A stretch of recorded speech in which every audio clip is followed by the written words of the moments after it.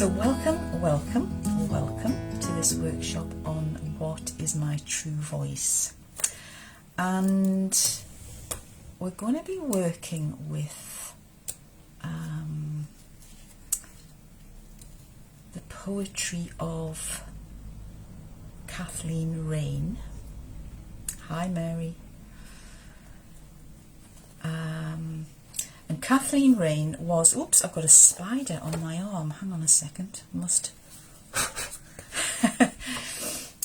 Kathleen Raine was a mystical visionary poet whose life spanned the 20th century.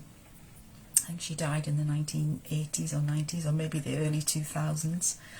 But I absolutely adore her work. So today's workshop has this gorgeous poem called A Spell for Creation, which I posted in the group earlier. I hope you had a chance to have a look at that. And so we're going to use that as our inspirational source for today's workshop.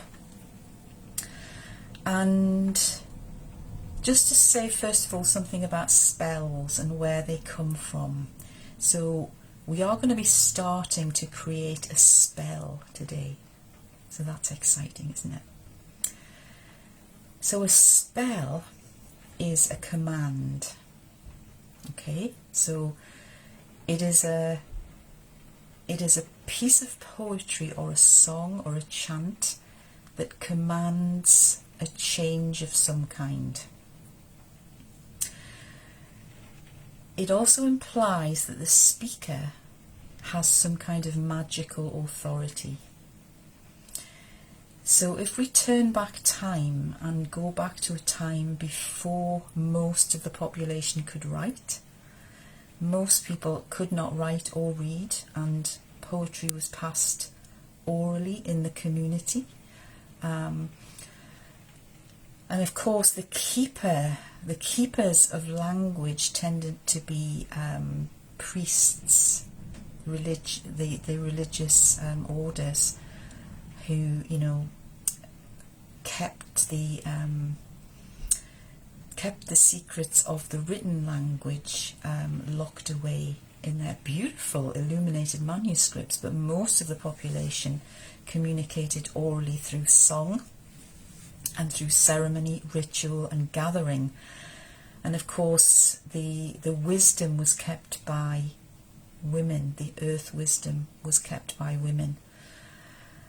And we're talking about a time when just about the changeover into patriarchy, where many women and men who were keepers of earth wisdom were persecuted for being witches. And this kind of links with what I'm saying about magical authority, because a spell, what the religious authorities didn't like about spells was that it implied that we didn't have to go through God. We could just create change ourselves. Or we could go to a wise woman to help us access our own wisdom. So the old wisdom was deeply empowering. And of course, when society was changing over to a more hierarchical structure, it wasn't required anymore that people be empowered. And so, of course, began the persecutions. So what we're doing here is actually quite radical. So we are tapping into our inner authority. Exactly, we didn't have to go through anyone to get to God. God, whatever you want to call it, is our inner wisdom, our sense of unity, our connection to the earth and the cosmos. And this is going to come through more in today's workshop. So Kathleen Raine, she shared the belief of the poet William Blake that poetry and religion were in fact the same thing.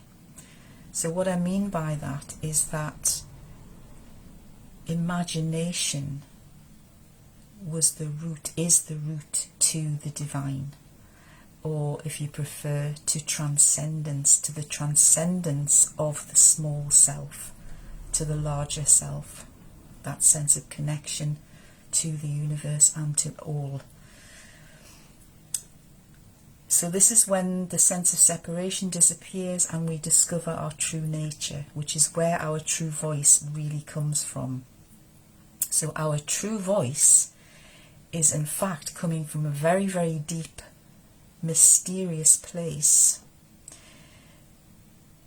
And it has nothing to do with any of the stories that we've been persuaded are true about the world, about ourselves, especially about ourselves as women. We're going to really, really tap into that inner wisdom in today's workshop. And I'm sure you're going to come up with something completely original, which comes totally from your wisdom and your gifts.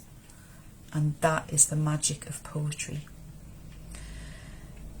So we're going to go straight to the source, straight to this transcendence, straight to this wisdom-keeping oracle that we all have access to in the form of poetry. Now, Kathleen Raine worshipped nature, and I know that many of us can relate to that. So much of her poetry was about the natural world and her response to the natural world, and she called nature a universe of marvels.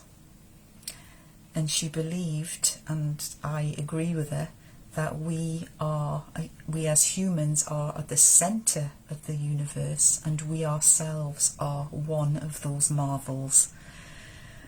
But we are surrounded by the marvels of nature, and we use our senses to access the wisdom of the natural world. So we are going back to a time now when people were much more in touch with the natural world, much more a part of instead of separate from the natural world. And one of the key things about Kathleen Raine is that she believed that, and again I'm totally in resonance with this, that poetry and accessing our true voice and our inner wisdom and finding out who we really are is actually about unlearning and unknowing. So it's an undoing, it's an unravelling of the knots that we carry inside us. So that's the liberating aspect of it. And here's a beautiful thing before I read the poem, is that what we'll see through this workshop, I hope, is that poetry is a mirror where the soul sees itself. So what I'm talking about there is not just when we read poetry, but the process of writing it is the soul meeting itself. And oh yes, the child, there's a role for the child in this, which beautifully fits with the work we've been doing about the inner child recently. And that is that when we allow ourselves to go into that magical realm of unknowing, allowing ourselves to surrender to not knowing for at least a little while, we enter the world of the child, the world of magic, the world of uncertainty, the world of spontaneity, the world of innocence, the world of, again, who we truly are, because when we come into the world, we are fresh. We are free of all of the limiting stories that then get given to us. And I think we are at our most authentic in our early years, and maybe even going right back to the womb for some of us was our most authentic state, and maybe lifetimes before that. So the task today, the exercise today, is really to bring your true self into creation. And we're going to get a little taste of that in today's workshop. So in a moment I'm going to read you Kathleen Raine's poem A Spell for Creation, which you might have read already, but I'm going to read it to you, and then I'm going to talk a little bit about how it works. Then we're going to go into a little meditation with your sacred object, and then that will evolve into a writing exercise. So let's see where we go. Let's see how we flow with that. Okay? So is everybody ready? Yes. Yeah. Okay. Beautiful, beautiful. So this poem, A Spell for Creation, is absolutely powerful stuff. You've probably seen, if you've read it before, that it has many, many layers to it. It's very, very deep. And the more you explore it, the more you will find from it, which is why I posted it for you earlier, because I thought, ooh, just hearing that once isn't really going to be enough. So here we go. A Spell for Creation by Kathleen Raine. R-A-I-N-E, Kerry, yes. A Spell for Creation by Kathleen Raine.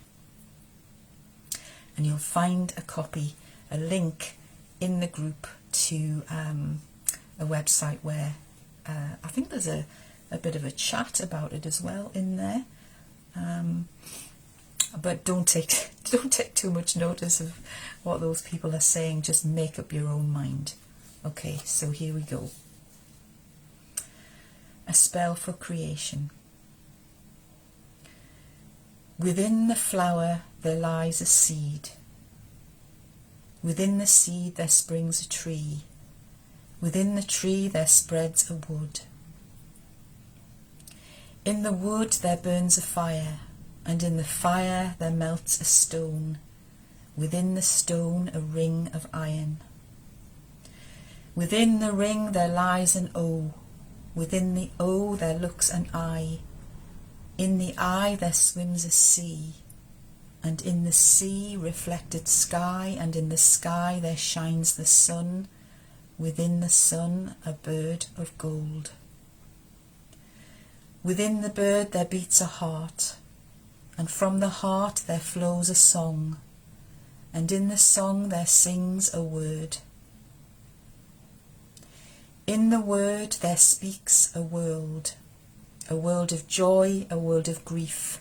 From joy and grief there springs my love. O love, my love, there springs a world, and on the world there shines a sun, and in the sun there burns a fire. Within the fire consumes my heart, and in my heart there beats a bird, and in the bird there wakes an eye. Within the eye, earth, sea and sky, earth, sky and sea within an O lie like the seed within the flower. Wow. So I think you can see by that spells rely on rhythm. So you'll notice there's a rhythm. Within the flower there lies a seed. Within the seed there springs a tree. Within the tree there spreads a wood. Da-dum, da-dum, da-dum, da-dum. It also relies on repetition.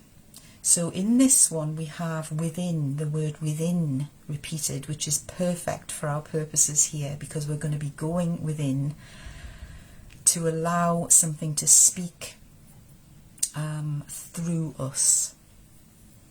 So in this particular spell she uses the phrase within repeatedly throughout the piece.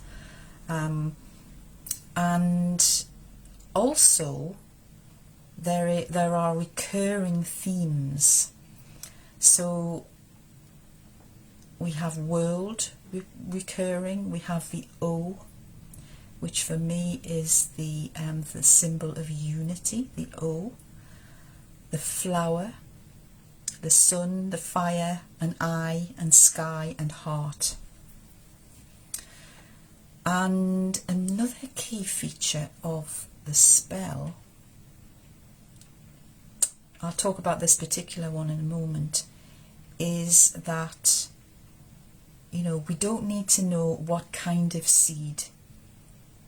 We don't need to know what kind of tree. These are being used symbolically. So, within the flower, so we don't need to know what kind of flower, it is like a universal symbol, the flower. Within the flower there lies a seed. Within the seed there springs a tree. So what we're really talking about is the symbols, the meaning that those things have, the universal meaning. Powerful chills, yes. We have rain and storm here too, so it's quite atmospheric. Now, I'm going to speak a little bit about how this poem works, but I feel like, yeah, maybe I'll do that first, then we'll go into the meditation. So, it starts with within the flower, so she's starting with a flower.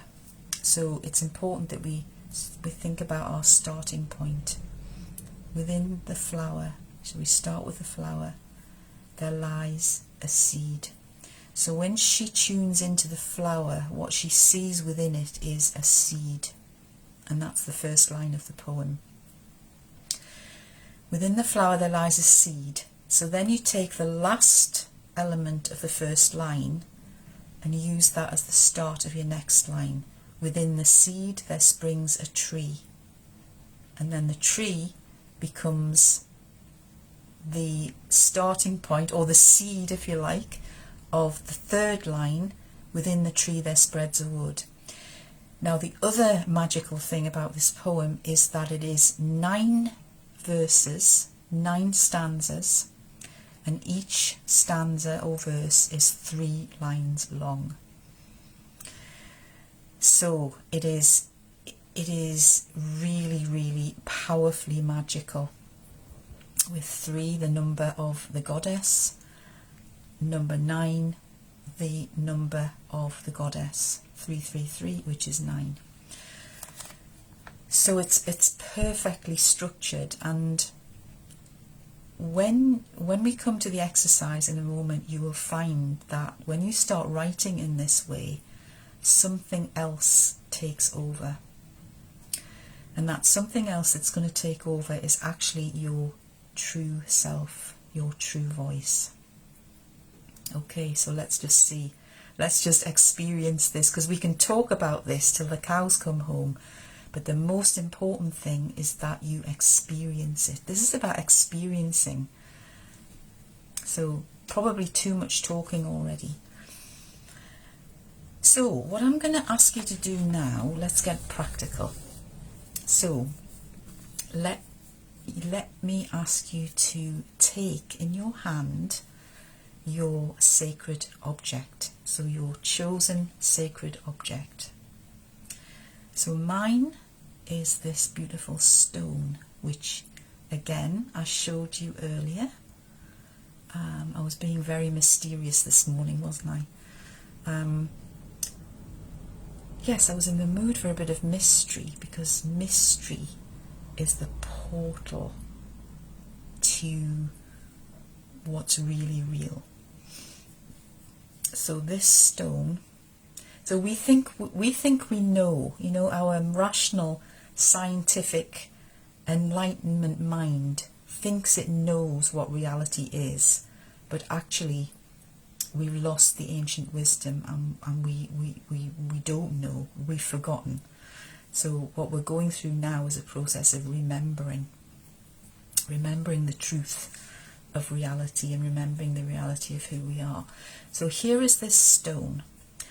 So just let me know in the comments what it is. I wish I could actually see your sacred objects. And this is a very special stone for me, and I will tell you why. I've had this stone which I found on a beach in Crete in 2002, and I was looking for something in a poetry workshop to write about, and this caught my eye, and it kind of anchors. So this anchors a really magical time for me, because that was the time when I fully started to realize who I actually was. I'd kind of been pretending up to that point. And actually, if it hadn't been for that experience on the south coast of Crete in Lutro, I would not be where I am now. I mean, obviously I would be somewhere else, yes, but I was led down the path to meet my soulmate, and also I was led down the path to leaving the job that I was in, which wasn't fulfilling my soul's mission. So this object anchors that experience for me. I won't go into detail about what happened, but it anchors the experience. So when I hold this stone speaks to me when I hold it. It contains stories, it contains memories. And every time I ask it, something different comes out. I have thought a really great collection of poems would be The Stone Speaks. A collection, I mean, I might actually do that. I've just thought of that now, actually. The Stone Speaks would be a great collection of poems. So anyway, let's crack on, because I could talk about this stone for hours. But I'm wanting us to get down to some writing now. So Veronica's got a goatskin drum, Joe's got a clay figure, so let me know what else you've got. Oh, Tracy's got a feather. Right, okay, so I'm going to ask you to take your sacred object in your hand. And just close your eyes with me now.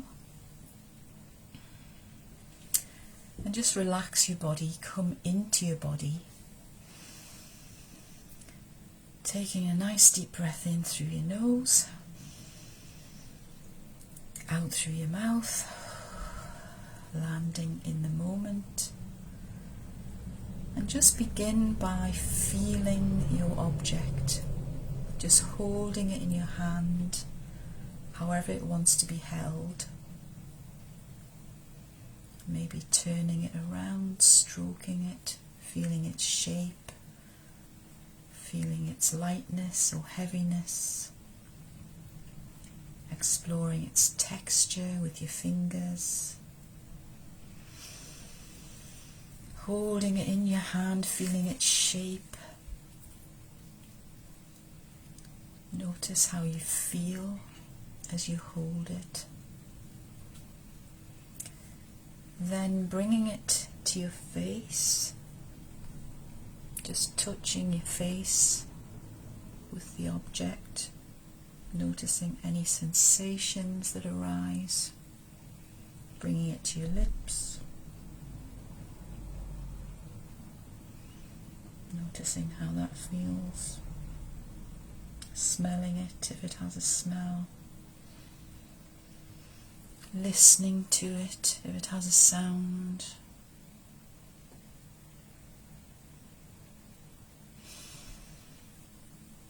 And in a moment I'm going to ask you to open your eyes.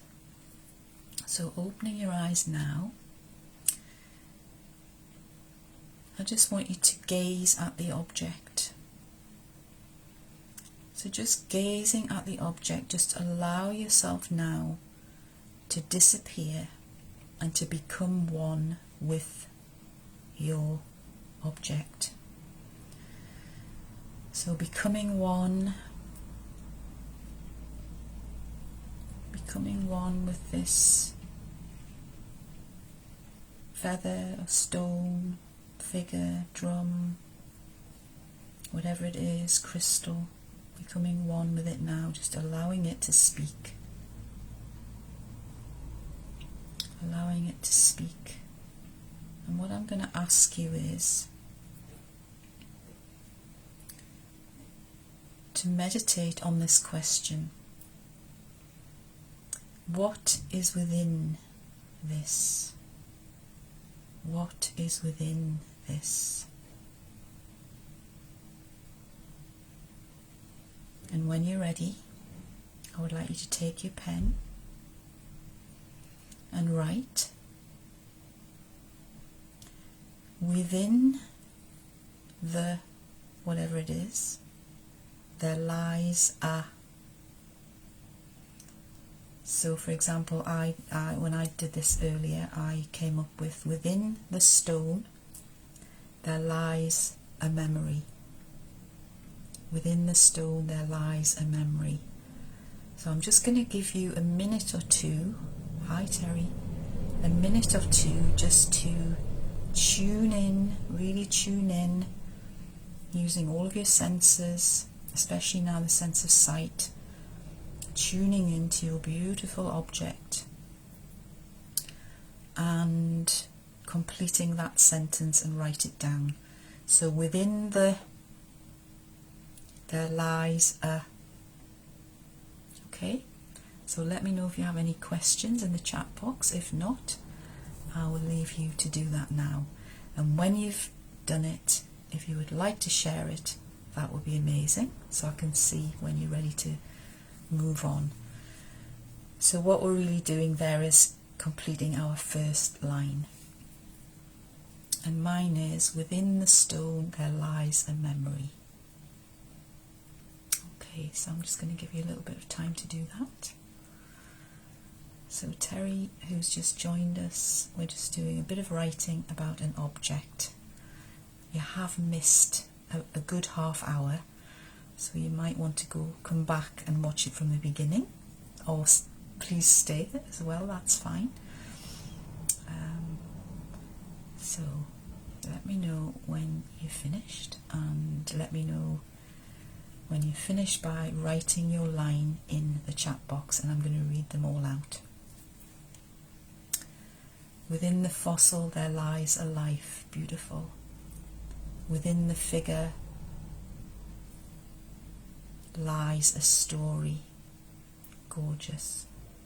Within the pod there is a seed. Love that. So just check the rhythm. Does it sound incantatory? Within the figure lies a story. Because your next line, Joe, is, within the story lies a. Within the drum there lies a circle. Beautiful. Louise, within the stone. Thank you, Veronica. Within the drum there lies a circle. Louise, within the stone there lies a story of magic. Within the stone there lies a story of magic. Yeah, I love that. Jan, within this piece of driftwood lies an ancient history.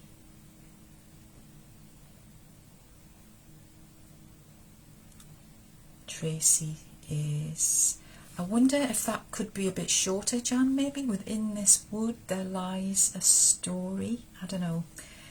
Maybe it's a little bit too long, I'm not sure. Within this piece of driftwood lies an ancient history. Just stay with it for the moment. Let's see how it evolves. Let's see how it evolves. It's too soon to start getting critical. I do apologise. It's a beautiful line. Beautiful. Tracy, what's the first bit for that? There lies tail. Within the feather there lies a tale, is that? Oh, as in ancient history there lies a tale. Yes, I see what you mean. Okay, so anyone else want to share their first line? Okay, so you've probably guessed what the next piece is. So we're going to now write the second line, which follows on from the first. So my second line is, so my first line is, so Lisa, can you tell me what your object was again? So is it within the crystal there lives a memory of summers past? So, write the whole thing out. Ah, Tracy, beautiful. We want to hear the rhythm of these. Within the feather there lies a tale. Within the feather there lies a tale. Okay? You get the idea. So the next line, so let's just use Tracy's as an example. Within the tale there lies a... So we're going to use the word within again, just to get us going. So Tracy's would go, within the feather there lies a tale. Within the tale there lies a... Let's say if it was within the tale there lies a truth. Within the tale there lies a truth. And in the truth there lies a... Within the truth there lies a heart. Within the truth there lies a tongue. Within the truth there speaks a tongue. So you kind of go with the energy of the piece. So within the story of magic there lies a tale. Yes. Gorgeous. Right, so I'm going to give you a little bit of time to do your second line and now your third line. So I'll read all of my 3 lines out for you just to give you an idea. Within the stone there lives a memory. Within the memory there lies a land, and on the land there stands a man. Okay? I wish I could see your first line again, Louise. Within the tale there lies a secret. Within the secret there lies a spell. Beautiful. I love that.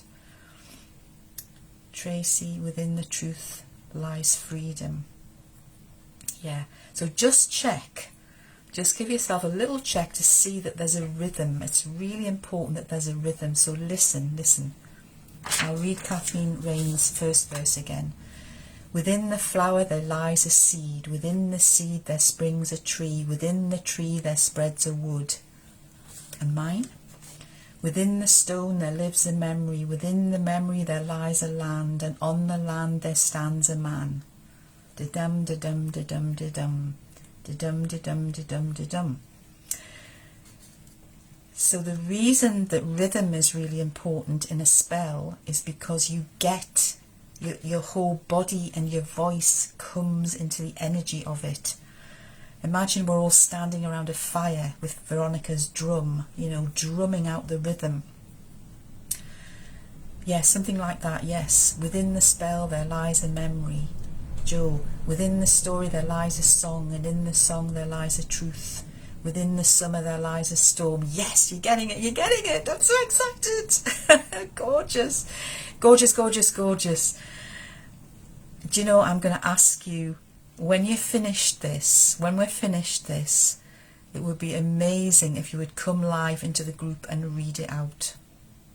That would be fabulous. But we're not there yet. We're not ready yet. So that's going amazingly well. Well done. Lisa's on a roll. Within the storm there lies a wave. So just a little... So let's read what Jan's got here. Within the ancient history lies a moment. Within that moment there is a single seed. Beautiful. Veronica, within the circle there lies a promise. Within the promise is God's love. Beautiful. Within the wave there lies a force. Love that, Lisa. Great rhythm. Tracy, within the feather there lies a tale, within the tale there lies a truth, and within the truth lies freedom. And within the truth lies freedom. I feel like there's an extra beat needed in that third line. Listen, listen. Within the feather there lies a tale, within the tale there lies a truth, and within the truth there lies freedom. I think probably you need the word lie in there to get the rhythm, the same as that first line. Do you get where I'm coming from with the rhythm? So it's really important that you get this kind of incantatory rhythm. Imagine that you were dancing to it. Da da da da da da da da da da da da. But the main thing is that the rhythm of the second line must be the same as the first, and the rhythm of the third line must be the same as the second line. So Louise, within the memory there lies a sound, and within the sound there lies my voice. Okay. So you could go on and on and on and on and on and on and on and on and on into infinity with this if you wanted to. But notice what happens with Kathleen Raine's piece, which is what we're going to try and do to bring it to an end. So she comes full circle, so at the end we come back to the seed within the flower. So within the flower there lies a seed is the first line, and the last line of the poem she brings it back to the seed within the flower. So I feel like what I'm going to ask you to do for home play is to take this a step further and to experiment with grouping the lines in groups of 3. So you've got a series of stanzas with 3 lines each, because remember 3 is the number of the goddess, magical number. We're going to create magic here. So group them in 3s and see what happens when you start grouping them in 3s or 2s, if 2s feel better. But the thing about it is that it has a regularity about it. And then what I'd like you to do is have a look in the group at the poem and see how she brings it full circle at the end back to the idea of the seed within the flower. It's absolutely so beautiful, this poem, and so profound, that yes, you can keep on kind of playing with ideas and going within. But what you'll find is when you start to structure it in those stanzas of 3 lines is that you start to realise that there's an idea coming through, like a central idea coming through.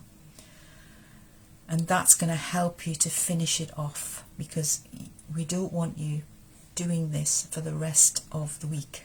Well, you could if you wanted to.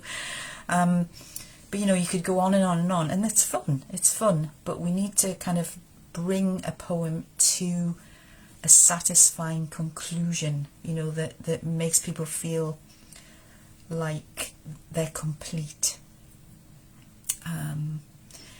So, yes. So within the eye, earth, sea and sky, earth, sky and sea within an O, like the seed within the flower. So what I'm going to do now is I'm going to, if we were in circle together now, I would ask each of you to read your entire piece out, which is why, because I'm doing this as a Facebook Live, I'm actually going to ask you to take it away after today's workshop and work on it a bit more. Have a look at Kathleen Raine's poem and use that as a model. And then make any changes that you need to make it into your piece. So what I'm going to do now is I'm going to read you my completed poem. So I started with the stone, and I've called it After K. Raine. So in acknowledgement that I've used her poem as inspiration. Now, this is a second draft, so it's not finished. So here we go. You might like to close your eyes and listen. And notice where I pause, because I'm going to pause after each 3 lines, unless there's a run-on, which means that, you know, there's sometimes a verse needs to move swiftly on for some reason, which I'll explain. Yes, we're going to hear everybody's spell poems. I would love for you to come on live and read those out. So is everybody ready for mine? I'm going to read the whole thing. Oh, hang on a minute. We've got quite a piece here. Louise, and within my truth I found my voice, the spell of time and sound of tales, a stone of magic and new beginnings. Wowzer. Is that your last 3 lines, Louise? That's amazing. Yeah. Oh my goodness. That's the whole point of this workshop. How clever. Amazing. Thank you. Alright, so what I found when I wrote this is that the stone wanted to tell me another story. So here we go. Doesn't have a title yet, but here is another story from the stone.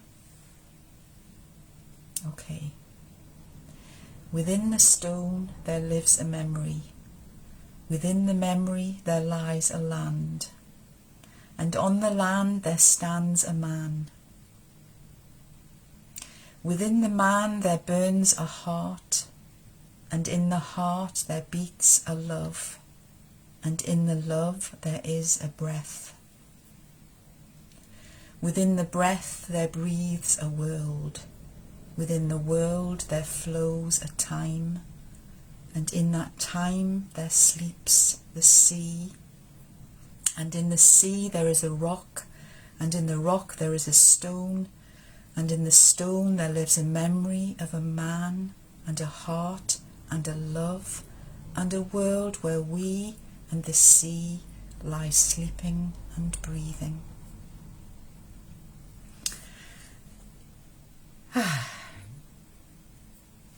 So, yes, it needs a little bit of work, I think. But notice how I brought it back and made it mine at the end. So what I've done is it's become a story.